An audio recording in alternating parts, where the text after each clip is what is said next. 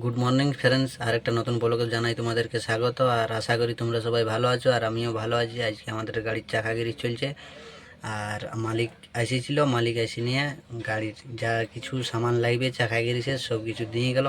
তোমাদেরকে চলো দেখাচ্ছি। আমাদের চাকা গিরিসে লাগছে 10 কিলোর একটা গিরিস বালতি, পুরাটাই লাগবে। আর এইখানে কী সব আছে দেখ, ব্রেক শো আছে, কাপড় আছে, আর অয়েল সিল আছে। ফাইনালি বন্ধুরা চেকনাট আমরা মেশিনে করে ঘুরিয়ে দিলি জলদি ফটাফট।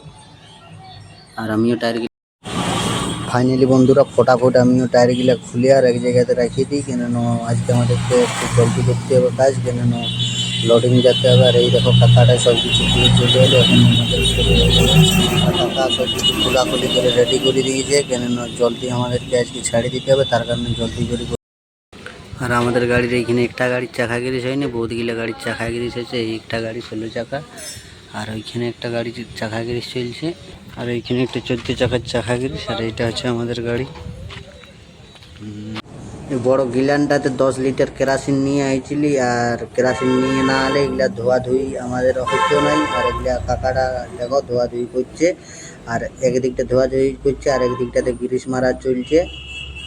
কেননা আজকে আমাদের আলু লোড হবে, আর আলু আমাদের এক জায়গাতে লোড হবে না, ঘুরে ঘুরে লোড হবে। তার কারণে মিস্ত্রি দ্বারা একটু জলদি করে দিচ্ছে আমাদেরকে। একদিন আগে থেকেই মালিক আমাদের বলে রেখেছিল।